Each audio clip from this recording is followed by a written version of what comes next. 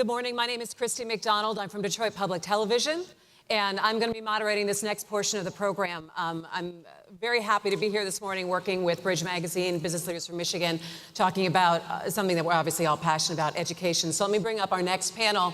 Marc Hill is the Chief Policy Officer of the Nashville Chamber of Commerce, and he worked improving K through 12 in Nashville and was an education advisor to the mayor of Nashville as well. So please welcome Marc.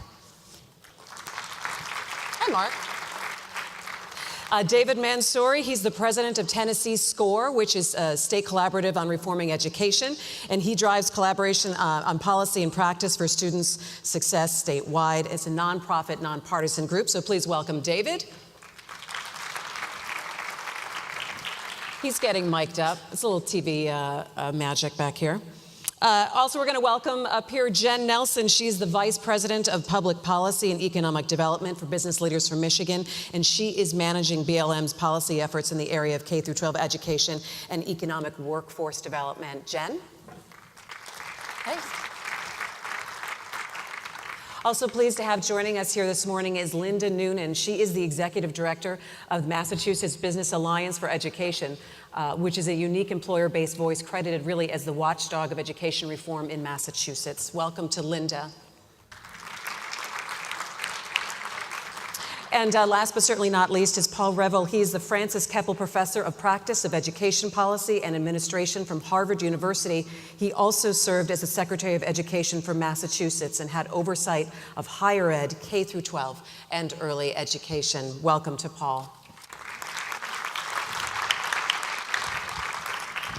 I think what's so wonderful about having the gathering or the panel that we have right here, and I want to make this more of a discussion between all of us here. We are going to open it up to questions for the last 10, 15 minutes or so. So make sure if you've got some questions for the panelists here, get them jotted down and shoot your hand up when we have the last 10 minutes to go. But we've talked about what some of the issues are and what some of the solutions are. But all the time when we talk about education in the state of Michigan, we're saying, what are other states doing? And how come they're so successful where we've fallen down? So I think it's a good opportunity for us to be able to talk in depth about what certain states are doing. So I'm going to start a little bit. We're going to start with Tennessee, and then we're going to move to Massachusetts. We're going to talk a little bit to Jen about Business Leaders from Michigan came out with a new report and kind of what the strategy is here in the state of Michigan. And then talk a little bit, I think, sometimes about those policy struggles and what happens in the closed doors of the rooms when you really negotiate. Because as we've talked about, we have the studies. We know what's wrong. And we have some solutions. It's just, how do you actually make those solutions come to be? So I want to start, if I could, with Marc and David, and taking a look at where Tennessee is. And I think as Michigan, we could have bragged a while ago that we were above Tennessee in terms of achievement, but those numbers have changed in the last 15 to 18 years. And Marc, I'm going to start specifically with you. And I'd like you to talk a little bit about how did you start to change and move the needle in Nashville specifically? Yeah, I'll make, first of all, a point about going back to something that Amber said.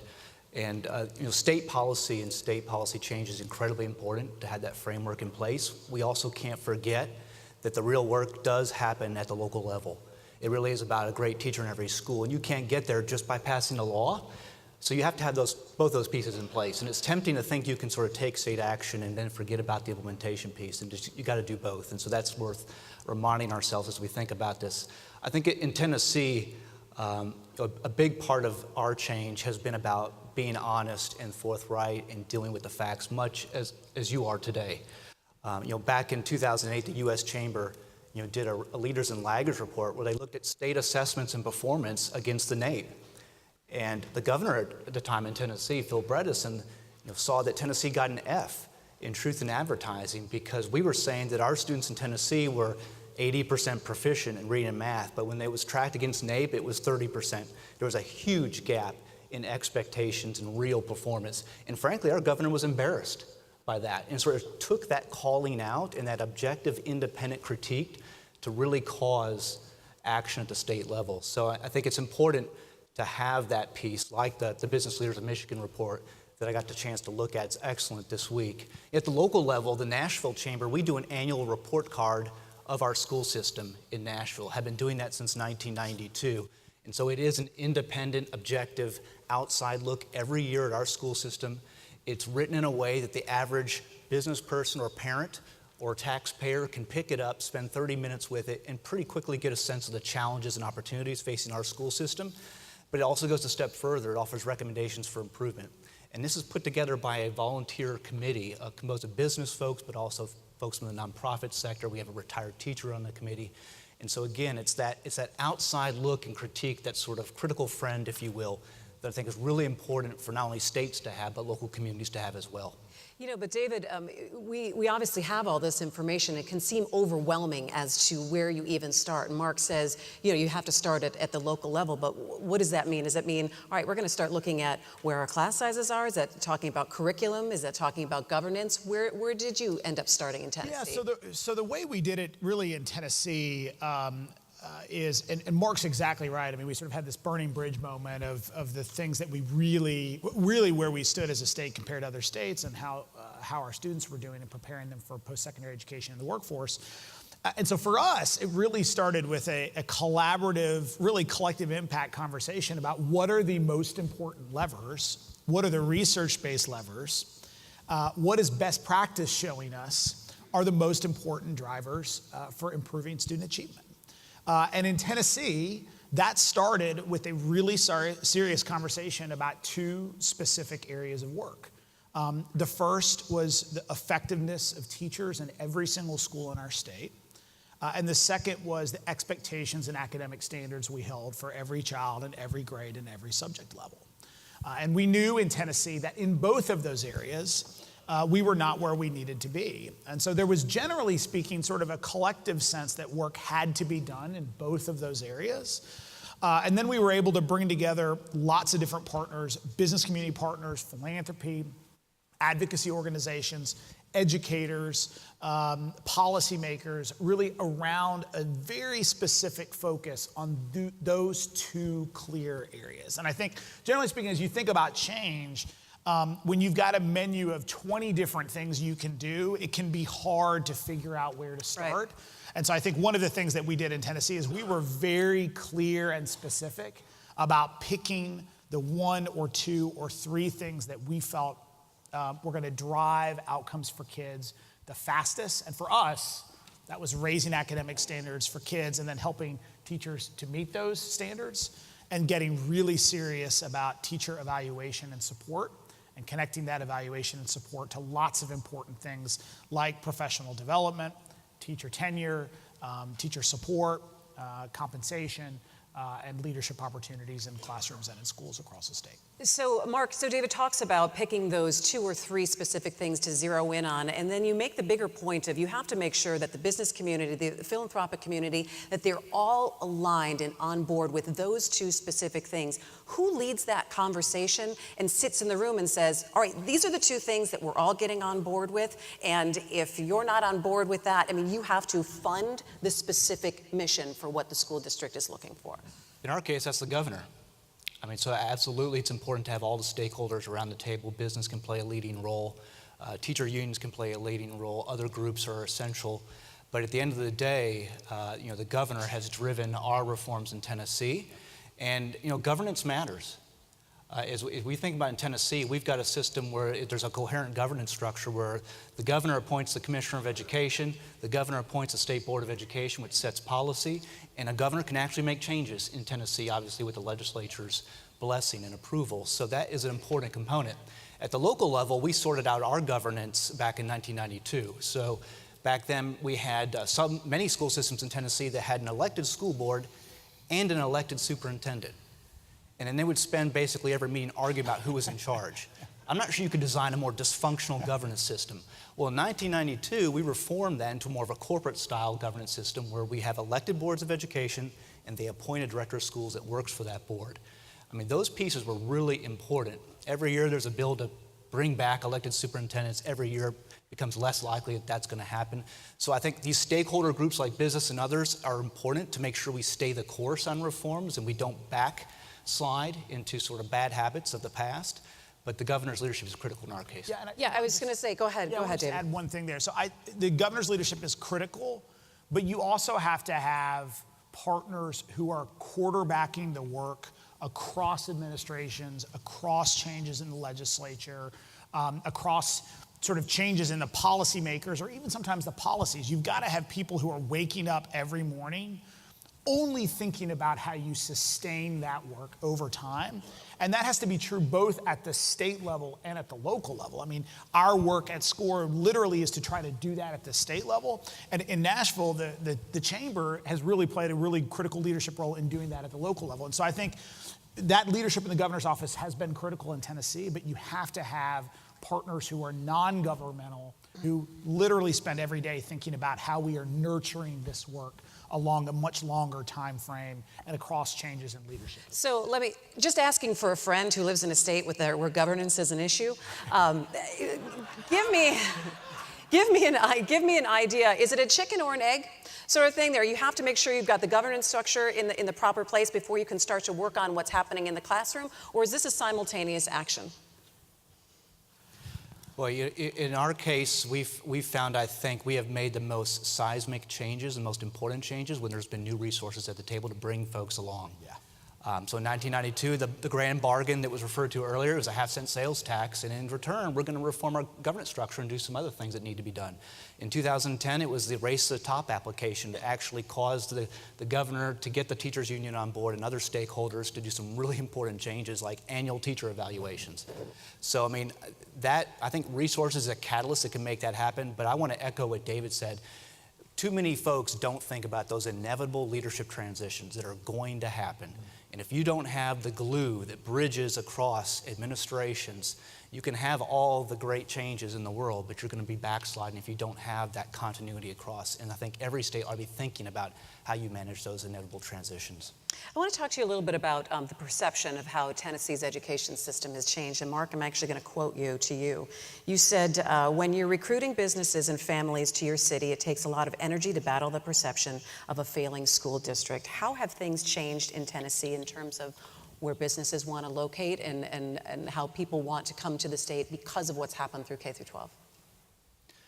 Well, I think in economic development, I work at the Chamber of Commerce, so we have seen a huge shift pre-Great Recession to post-Great Recession in what companies are looking for, and I imagine you all experienced the same thing. It used to be that you tried to recruit jobs to your community and sort of then the talent would come, maybe from other places or from within your community. Increasingly, companies are choosing where they're going to locate jobs based on the workforce that's there. And every elected official that's involved in economic development sort of feels that and knows that. And I think that's what we have in our favor, is that that's the pressure point on elected officials, is they know at the end of the day, their communities, their states will not be successful in economic development if we don't get workforce and talent and education right. And so that is a dynamic that has shifted completely, before this recession when we had, and during the recession when we had high unemployment. Now we're below 3%, unemployment in Nashville in particular. David, talk to me a little bit about the growth. Obviously, things aren't perfect. Tennessee is still growing, and you still have some issues in what particular areas that you would share? Yeah. So, I think we've made tremendous progress compared to other states. We've made tremendous progress in, as an example, overall ACT average scores. We made tremendous progress in post-secondary access, and so now essentially any Tennessean can go to community college or a technical school and not have to worry about the money side of it. But, we do polling every year to understand where Tennesseans are on these issues. And we did a survey just a couple of months ago where we asked Tennesseans, do you believe that high school students are prepared for post-secondary education and the workforce? And 35% of Democrats said they thought that students were prepared, and 31% of Republicans said they thought students were prepared. And so while we've made a lot of progress, we know that ultimately, at the end of the day, this is not about ranking across the country. It's not about an average ACT score. It's about whether students in our state are able to get a good, high-paying job that allows them to take care of their family and be productive members of society and contribute to our state's growth. And we still have a long way to go there. And I think as we think about sort of what's next in a lot of our reform work in Tennessee, bridging the gap between K-12 education and a job, I think, is one of the most important places of work that we have left to do in Tennessee to make sure that every child, no matter what path they're on, is getting the skills that they need to be successful in the workforce. So that would be one area Yeah. that I would say is an area of focus for us. I'd like to ask specifically about your third grade reading levels, because that's something that we're obviously concentrating here on Michigan, and we have legislation proving that in 2 years from now, if we don't have kids that are reaching a certain level, they're going to be retained, which is a major issue here. Where are you in terms of early literacy? What are you doing in the schools that you can share with us? So I would say in terms of K-12 work, places where we've seen the most success are in math and science. The place where we're not where we need to be right now is in early reading. And so there is not a silver bullet, I think, in terms of improving this as an area of focus. I think the kinds of things that we're thinking about right now are how are we training our teachers to be able to deliver literacy and reading instruction. We know that in a lot of our teacher preparation programs, we are not where we need to be in terms of actually helping teachers know how to teach reading and literacy. That's one area that I would focus on. A second area that we know is an issue, and we're doing increasing amounts of work in this area, is around the materials that teachers and students are actually using in the classroom. We find that teachers in Tennessee are spending between 7 and 12 hours every week just trying to figure out what materials to put in front of kids when they're teaching reading. And so making sure that we're using high quality materials to actually help kids learn reading, I think is a really, really critical area. And then the final thing that I would note is we've gone through a couple of rounds of raising academic standards for our kids, and that includes academic standards and expectations for students in early grades reading. And I think measuring those expectations and having a consistent measure of where kids are in third grade reading and in fourth grade reading is something that we've worked on, and we have more room to go in that area. And I think thinking about things like how are we using data around early grades reading to actually inform teaching and learning in the classroom would be a critical area of focus, in my opinion, as well. Marc, you guys are in an election year. How would you say that education measures in terms of importance for people when they're electing their next representatives? And what's next in Tennessee in terms of a key issue here for education? I'm going to defer to Dave because they've actually done some polling on it. Yeah, so we actually ask this question every time we poll about what's the most important issue when you make a decision about who you're going to elect, and we ask specifically about the governor's race. And what we found is that both among Republican primary voters in Tennessee and Democratic primary voters in Tennessee, education is listed as either number one or number two most important issue in making a decision about who they're going to vote for governor. And so what that means to us is that an election for governor has to be about education. We've got to be doing everything we can to provide policy guidance, resources, supports to candidates in their campaigns, and we also have to provide them the opportunity to talk about education issues. And so what that meant for us is that we partnered with more than 40 organizations in Tennessee, including the Nashville area Chamber of Commerce, to host the first televised debate of the election year only about education. So in January of this year, the major candidates for governor in our state had to learn about education and then go on stage and talk about it to voters across the state. And so those kinds of opportunities, I think, send signals about the critical importance of this issue. And I think we're at a place right now where we believe that really all of the major candidates for governor in Tennessee are making education and a priority on education a centerpiece of their platform. Marc, would you follow up on that at all? Yeah, I'll just say that where I think education is headed in Tennessee, I mean, there's going to be tweaks. There's going to be making sure we stay the course on reform. Increasingly, we're starting to see gubernatorial candidates talk about career and technical education, post-secondary completion, and I think that's the sort of the cutting edge, if you will, of where we're headed, is how our districts and communities are thinking about not just the K-12 silo and the higher ed silo, and then the vocational wing and the CTE programs, but how do you create a seamless pipeline that leads to actual employment? I think there's going to be a tremendous amount of change in post-secondary in the years ahead. And whereas many of us, completed our college education, may not have had to go back, I think increasingly today's young people are going to have to expect to go back for post-secondary training 6, 8, 10 times over the course of the career as technology advances and industries are disrupted. So how we prepare kids to really be ready for some sort of occupation, even as they work their way through post-secondary or as they have to become retrained over the course of their career, is going to be really important. And that's why in Nashville we've been focused over the past 10 years with our high schools, transforming them into career academies where we've got now 350 businesses and post-secondary partners involved in those 12 high schools. I think increasingly we're going to start seeing more districts move that way, and I know there are districts in Michigan really tackling that issue because they've come to Nashville to kind of see some of the work that we're doing. Yeah, and you had to change the curriculum in a really bit of a different way. How difficult was that? Sometimes I say when we've got to change the whole thing, it can make people dig in. Yeah, well, it's not just, it is the curriculum. You have to change how teachers are teaching. It's a much more engaging, project-based learning, interdisciplinary style. Our colleges of education, by and large, don't teach teachers to teach in that way. They don't teach them how to plan and collaborate with colleagues. But it's also restructuring the high school. It's a very different environment, smaller learning communities. It's building a schedule where kids don't have to make choices between band, AP, and the CTE course. They have room in their schedule to do all those things. It's helping make sure that they understand career exploration and what is out there in the world so they can make informed choices.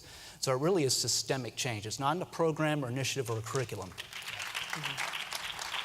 All right, so let's move on to Massachusetts and Linda Noonan and Paul Reville. It's good to have you here because I think when we talk about education, every time it's like, Massachusetts, oh, you know, the heavens open up. Everyone's like, yes. So we would love to pick your brains, I think, collectively. And Linda, I'd like to start with you to give me give us all a little bit of a sense of history of how the Massachusetts Business Alliance for Education has impacted K through 12. You've been involved in the organization's been involved for decades now. Well, thank you very much. I'm delighted to be here, and I have to tell you that we have in Massachusetts a great stake in your success. Because in addition to a sense of urgency and political will, we have to fight complacency. So I hope that you rapidly rise past Tennessee and give us a good kick in the butt.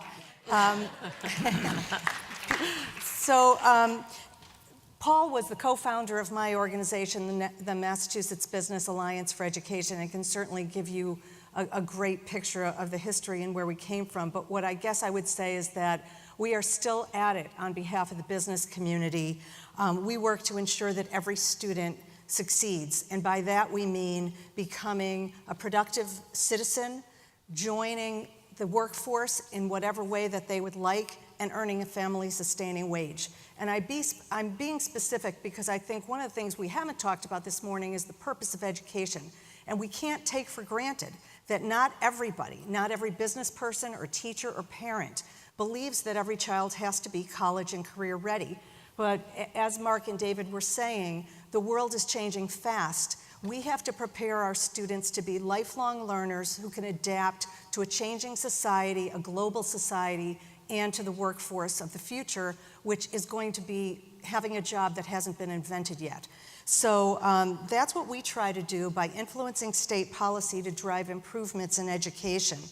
And after 30 years, we're still not there yet, but we are making progress, and we have gotten to a point where we can focus, I think, as opposed to on one or two things. We do have to recognize there's no silver bullet, and we have to focus on the system. That it's like whack-a-mole. If you only do one thing, something else pops up as a problem, and we have to do a lot simultaneously.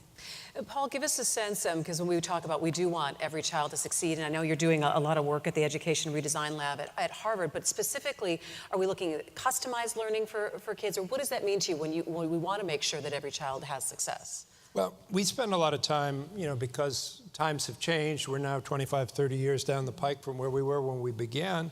And, we're very proud of what we've achieved in Massachusetts. At the same time, all of our first place finishes are based on averages. Beneath those averages are deep, persistent achievement gaps that are very troubling and mean that we have failed with respect to achieving an overriding goal, which was to educate all students so that they'd be ready for college and career success. So as we step back and look at it, we know we have to bear down on school reform and improving the quality of instruction and working to help teachers develop pedagogies that are more effectively achieve student learning against the very high standards that we've set.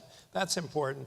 But we also know that the challenge that we're facing is bigger than schools alone. That schools alone can't do this work by themselves, and we've got to pay attention to meeting kids where they are and giving them what they need, both inside and outside of school. So that notion of personalization. If we have children coming into kindergarten who've heard 50 million fewer words than the children sitting next to them, then we need to adapt our education system to that and meet that child where she is and give her the more time on literacy and instruction. If we know we have children coming into schools with significant impediments in their lives in terms of conditions of life that prevent them from coming to school in the first place or being attentive and supplying their best motivated effort when they get there, then we've got to attack those impediments. If we know that children only spend 20% of their waking hours in K-12 in school, just 20%, and a lot of learning happens in the 80% of time outside of school, affluent children have access to learning opportunities during virtually all of that 80% of time. Less economically advantaged children don't have that access. Turns out that access to learning out of school is every bit as important as what happens in school in terms of student learning. So we need to attend to these factors. And finally, you know, the issue of poverty is one that we have not fully taken into account. And I concur entirely with the comments that were made earlier that, of course, children from different backgrounds socioeconomically can learn, and we've got ample evidence at the same rates. What we're dealing with in America generally, and what we're dealing with in Massachusetts and in Michigan, is this relationship between social capital, opportunity, and human capital. So never before has human capital, your skill and knowledge, been more important to what you can earn than it is now in American society. And we're getting really polarized on income, on assets, and on social mobility because of differences in human capital. The problem is social capital, where you're born, what your networks are, who your norms are, who you know, controls your access to the opportunity to develop human capital. So unless we build systems of opportunity and support that mimic those things that folks who have privilege have in their lives and are able to do for their children, the notion that just optimized schools will get us to all means all, I think, is naive. So Linda, how do you have those conversations again about building systems of opportunity and doing it within a budgetary parameters that you have and in the reality of what you're dealing with the school system? Because as I've read, money doesn't always equal progress, but money helps when you have to expand programs to before kindergarten. Well, as Marc and David talked about, one of the things that the report does here and what we've done before is come with the evidence, come with what works, what the theory and the practice has proven. And we did that with a report called The New Opportunity to Lead that set a goal. You've set a goal for being the top 10. We wanted to set a goal for Massachusetts to be the best education system in the world. And we asked where we are and what it would take to get there. And I think that if you sit down, we involved over 250 stakeholders. Parents are a critical constituency, and we tapped the expertise of experts and practitioners and people who had aspirations, and were able to forge some agreement on what kinds of steps were necessary. And now the hard part is 4 years later, we're 4 years into a 20-year agenda, we haven't made the progress that we want to make. We still have achievement, opportunity, and skills gaps, but we have a roadmap, we have an agenda. And having something like that you can use to convene the best minds, convene the interested parties, and hammer out consensus is really a role that the business community can uniquely play, because they don't have a dog in that hunt. We're not employed by schools, we don't run schools, and we basically have a big stake in the community and hopefully some clout and respect. So how do you answer the criticism then, well, then your business, you're not education. Leave the education to the education people. We know we're good, we don't need your expertise. How do you balance that? Well, first of all, there's so many parallels between business and education. And business has expertise in human resources, in finance, in data, that can be shared with educators and education. But the other thing is business people are parents. They're school board members. Their wives and children and mothers and fathers were teachers. We have a stake. We have to get out of this, you go into this box and you go into that box. We have to tap all the expertise that's in the room. And we have to understand and talk to each other at a level field. And we try to be that, we call it an honest broker in Massachusetts. We try to work with everybody. But we are also recognizing that it takes a strong business community to move forward. And we have recently formed a network of business affiliates. Marc is absolutely right about it being local, of chambers of commerce and trade associations, and we've gotten them to agree to work on the education agenda that our organization, because we focus exclusively on education, has been able to lay out. And they are really doing things at the local level to try to work with their superintendents, to work with their legislators, and we're hoping to gain traction that way. So, I think that business can be a strong leader and has to hold everybody's feet to the fire. Paul. Yeah, it was mentioned earlier today that, the grand bargain and whether or not the grand bargain is possible in Michigan. And I see that grand bargain as a recognition of mutual interest between sort of parents, those who work in schools, and those in the business community. And the partnership between the business community and the world of education can be very powerful. And what the business community brings to the table is not just their interest in a much better human capital system that produces folks who can grow jobs and grow economic prosperity, but they have a voice, they have access, they have influence in setting the agenda and in creating something that your program this morning began with, which is a focus on urgency. How do we create a sense of urgency where there's not only a lot of complacency in a state like Massachusetts where we feel we can rest on our laurels unjustifiably, but also nationally where we've had a lot of wars about things in education, like testing, like Common Core, like charter schools. And we've driven a lot of allies, a lot of folks in the business community away from this work. We've driven a lot of people in politics away from this work. Tennessee is great that you can get candidates to focus on education. A lot of other places around the country, and even think back to the last presidential debate, both parties are conflicted internally about where they want to go on education, so candidates tend to avoid the topic. They see it as a lose-lose proposition. So creating this sense of urgency with statements that, like the one I read in your report, which I think is very powerful in the BLM report, if we do not correct our course, Michigan employers will be forced to either import talent or export jobs, resulting in fewer jobs, lower incomes, and a lesser quality of life for Michiganders. I think this is the basic argument that brought us all to the table in the 1980s and early 1990s in Massachusetts. I think the same argument is highly relevant and urgent now. This is about prosperity for all. We all want our kids to grow up, to get employment, to be self-sufficient. We want them to be good citizens. We want them to be heads of families and lifelong learners. But if the business community, which doesn't have the direct employment stake in the field, stands up and says, this is vital to whether we can continue to do business here, it puts it on the agenda, and the educators and the parents and the kids benefit from that. And I know Jen Nelson has been sitting here very patiently on the panel. We are going to get to Business Leaders from Michigan report. And then I do want to go back, Linda, and I want you to talk a little bit about working through the politics. I know when Massachusetts was going for the race to the top funding and dealing with Common Core and changing and some of the political ramifications of that, I do want to get into how you deal with some of the politics.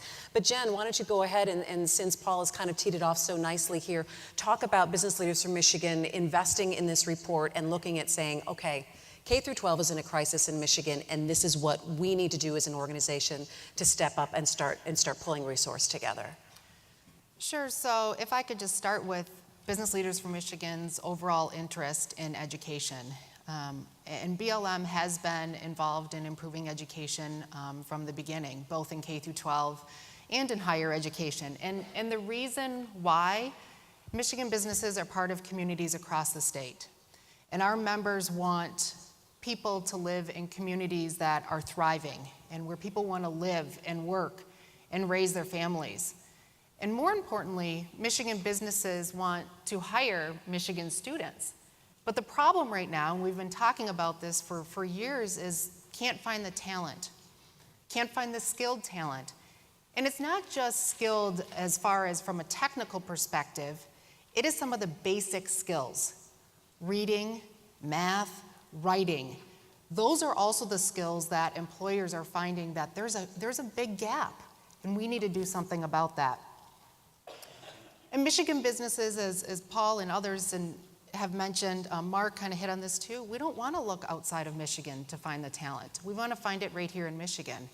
So Michigan businesses, they want to be part of the solution, and that's why we're here today. So how do you then go to the policymakers and say, look, this is what we need the agenda to be, and we need you to get on board with that? What kind of relationships need to be built in that way? And are we looking at a 5-year proposition, 10-year proposition from your standpoint? Well, I'm relatively optimistic, but I do know it's going to take a long time, and I think it is building the relationships. You know, in our report that we did, I think one of the big things that came out of that is it is a statewide issue, and we've heard that today, and we've been hearing that. It's across the state that we're facing this crisis. And we took some of the elements that are working in Massachusetts and Tennessee and some other best practice states. And some of those things, high student standards, supporting our teachers and our principals in the school buildings and the classrooms, making sure we're spending dollars effectively to support our students, and having uniform accountability standards in all levels of the system. Some of those things are happening in Michigan. But the one thing that's not is having a united and a sustained effort.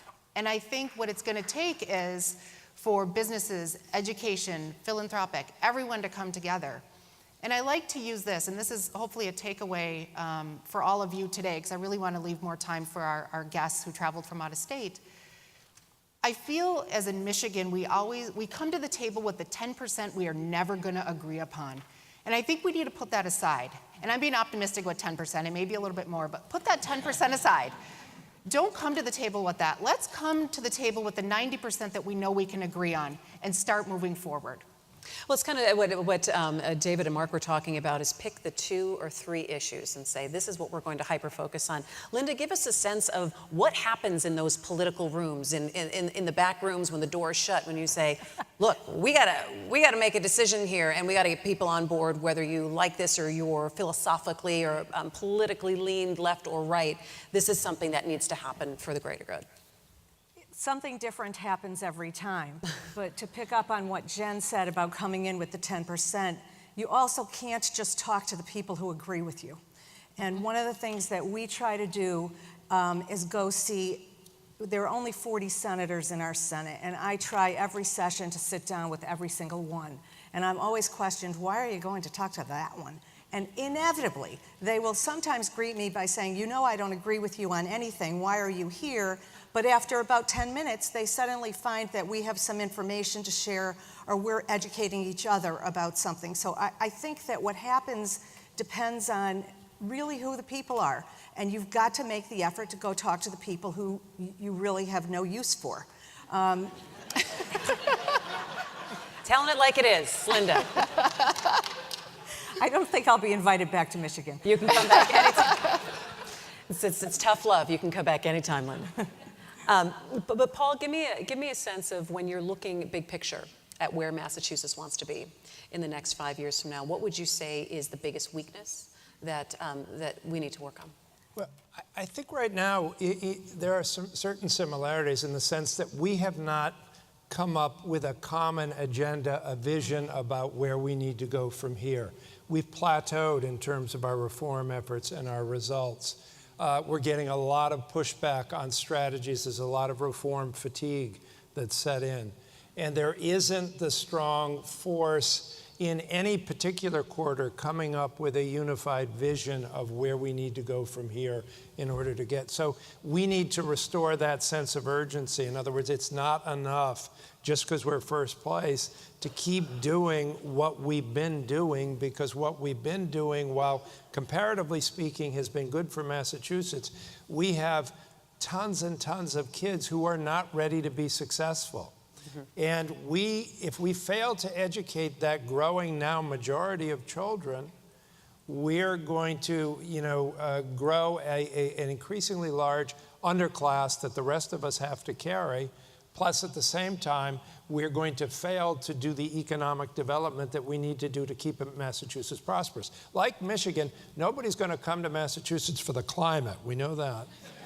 They're not going to come for the cost of living or housing or the labor management relations and things of that nature, even natural resources, they're going to come from brain power. That's our strength. That's our competitive edge. And the only way we're going to grow prosperity is by out-educating every other state. And so we've got to figure out how to generate that sense of urgency. It can't just be about the business community. Everybody's got to be at the table. So I want to ask all of you the same questions. I've got 2 questions. I kind of want to go down the line, and then I'm going to open it up to the rest of the room so we can do some Q&A here so you can get involved in our discussion. And so the one general question would be, give us your advice on taking the stacks of reports and translating that into action. How do we do that? And we're going to go down the row, and I'll start with you, Linda. Well, I really do think, and would be happy to share the model of convening with different stakeholders and really having some very focused discussions. And the other thing is that you've got to advance your goals, but defend the gains at the same time. And I think what we're frustrated with is the pendulum, as Paul just described, has switched to where we have to invest so much time defending our gains, Common Core included, that we haven't been able to spend as much time as we think we need on advancing new direction. So that would be my... Paul? I guess I'd concentrate, we can have great ideas in rooms like this, or we can publish reports that indicate, here are the policies that we ought to put in place.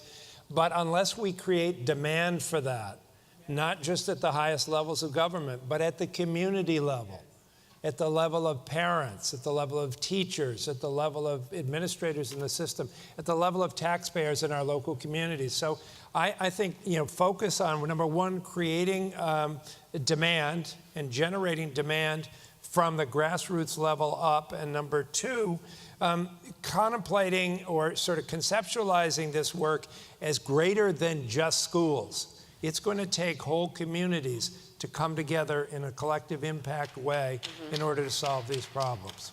Marc? I think you all have a great opportunity with your gubernatorial election. So the question is, how do you get those key stakeholders that those candidates are going to have to listen to put this education at the top of the list, at the top of the agenda, and really press those candidates on how they're going to be bold in tackling this?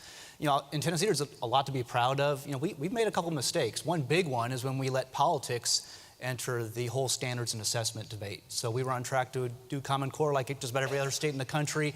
We let politics sort of enter that discussion, and we lost a year of testing, basically, because we had to change course. And so I think what we found in Tennessee is it's not just enough to have a robust lobbying presence. You've got to start playing in some of these elections, in these state legislative seat elections, and you have to get folks who are willing to back candidates that are putting education at the top of the list and strong on that. And you've got to find new candidates in the case where you don't have those folks at the state level. So there is that piece as well that's going to be critically important, especially as you seek to stay the course on really challenging reforms. Yeah, I think it's interesting you say stay the course, and one of the recommendations in the Business Leaders from Michigan report was to stop deviating and jumping from, we're going to do the M-STEP for 3 years, and now we're going to change our standardized test, or then we're going to change it 3 more years because we don't like the results from there. So it's definitely something to keep in mind. David, advice for us. Two things I would highlight. One is, and I've said this before, so I'm going to say it again, I actually think focus matters in this work, and I think it's really easy in education to get lost in the million different things that we need to do to improve schools and improve student achievement. And I think if we can rally around a core set of things that we're all going to be focused on waking up thinking every day about, I think that matters. I think it matters for the people in this room, and I think it matters for the person who leads this state, right? Like, is the governor waking up every morning thinking about those 2 or 3 things? That's one. And then the second I would say is implementation. One of the things we've thought a lot about in Tennessee is just because you take one, standards binder off the shelf and put the new standards binder on the shelf doesn't actually mean things are looking different in a classroom. And so I think asking the question about whether we're connecting what's happening in a classroom with actually seeing the change that we want at the policy level, I think is a really important question in this work. Okay. Jen, what do you think? What do we need to do to be able to take a report and finally put it into action here in Michigan? And what we saw from what Bridge produced with all the 12 reports, there are a lot of common themes. So let's take those common themes, business, education, community organizations, philanthropic organizations, let's sit down and start acting. Okay. I'd like to open it up to questions. If you have a question, raise your hand. We will get that microphone to you. There we go. Thank you very much. We're going to have you stand here and give us your name and give us your question.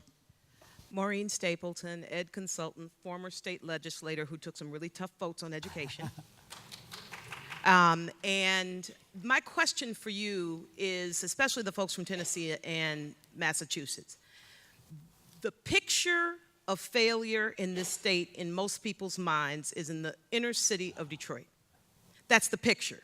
So the slides from the first presentation where all students are not doing well, that message isn't being generated correctly or disseminated correctly. So what did you do in Tennessee and Massachusetts specifically to get the messages out about all children failing? And then were there any specific tactics that you used in your more urban or your more rural areas where there was more crisis? I just don't think the message is clear, and I think most folks have a picture of education failure as something very different than what it is here. Thanks, Maureen. Paula or Linda, do you want to start that from Massachusetts? Who wants to take that? Well, I mean, I think, number one, we relied on a lot of international comparisons, so looking at how Massachusetts was doing relative to other countries, and then looking at our students in our most affluent places and how they were doing relative to elite students in other places, and the comparison was not very favorable for us.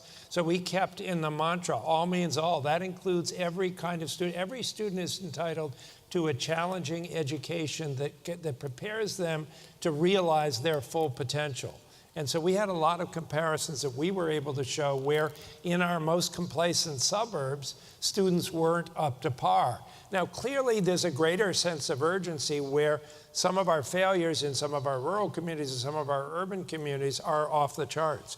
We are leaving too many young people dropping out of school or just totally unable to compete at the level of college and career. So there's no question that there has to be a greater sense of urgency there in a sense of equity. I don't think there's any avoiding that, but that wasn't the whole story as far as we were concerned. David and Marc, who wants to take Can that? I just will quickly tell you, I don't think we've answered your question. I don't have an answer for you. Okay. So yeah, just two thoughts. One, your question really resonates with me because we have a very similar conversation, or have had a very similar conversation in Tennessee, where we talk about, well, this is just a problem for Memphis, and it's not a problem for the rest of the state.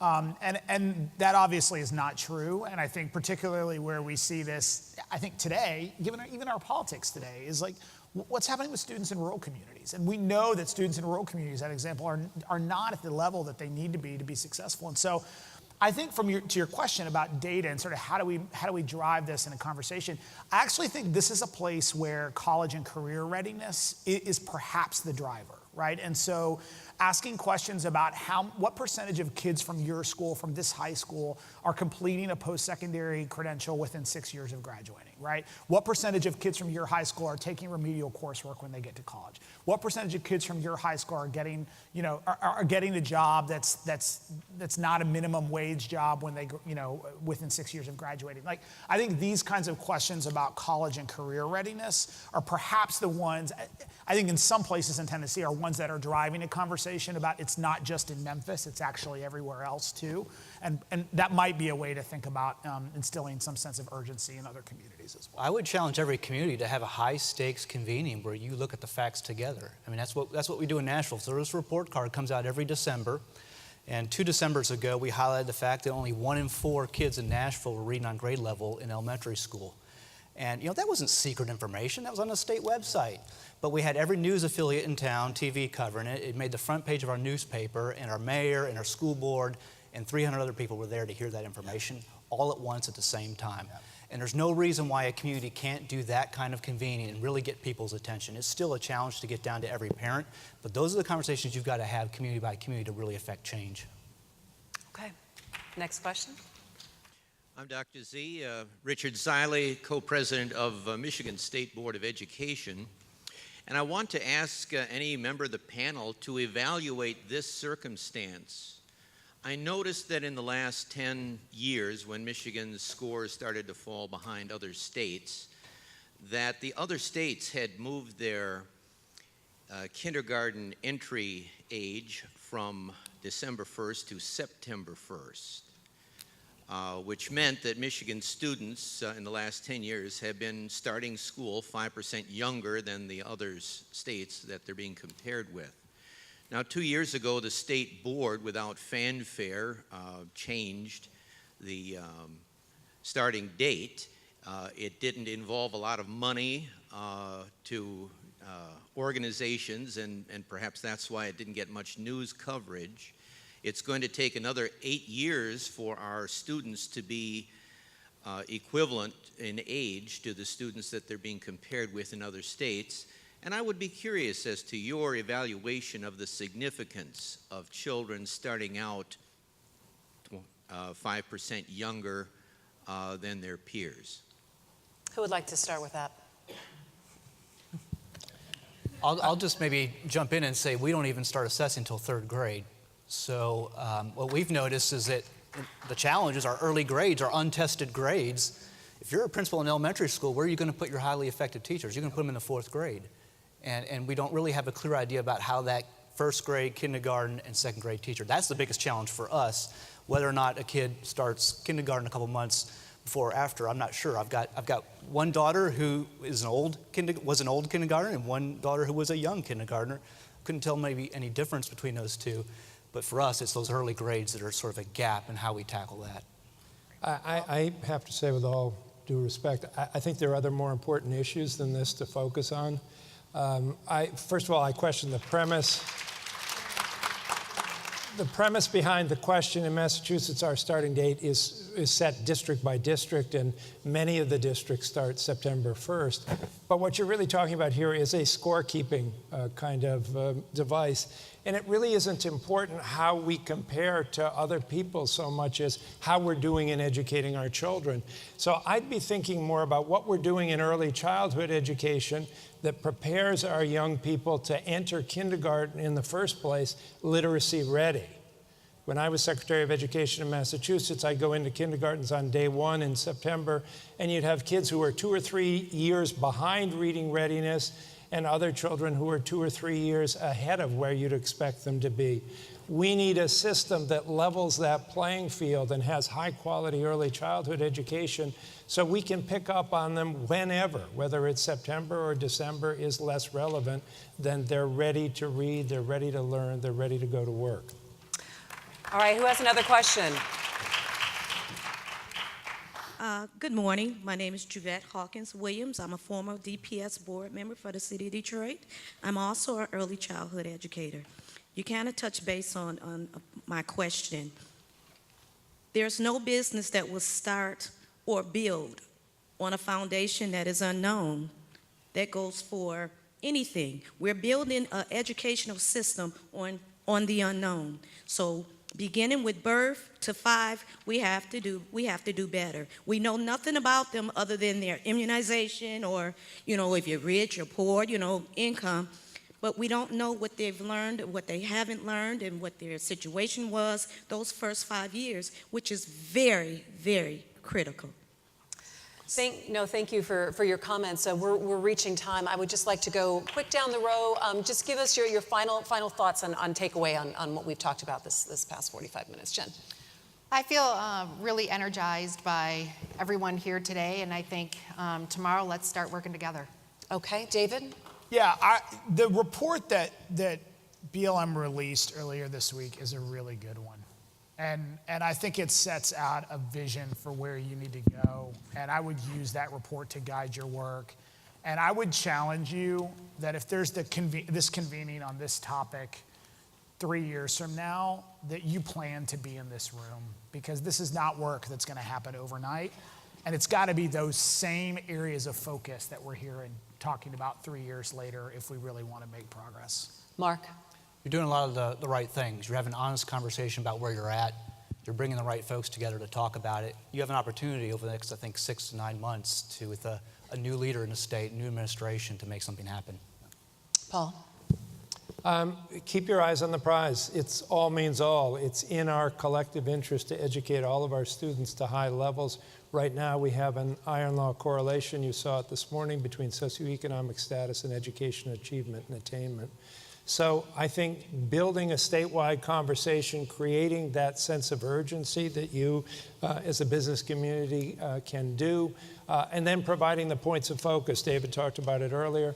I think the early childhood comment that was just made in terms of return on investment, that's probably the most sensible place for high return on investment. And this connection between careers and jobs and this career technical education and pathways to careers, I think is a very promising area to think about. Linda, last word. I just would congratulate you on doing this in the first place and looking beyond your borders. We really rise or fall as a nation, not just as individual states. And so we're not going anyplace and happy to collaborate. We need more of it, and hold yourselves accountable for making progress. Big round of applause for Linda Noonan, Paul Reville, Marc Hill, David Mansouri, and Jen Nelson. I'm Christy McDonald. Thanks.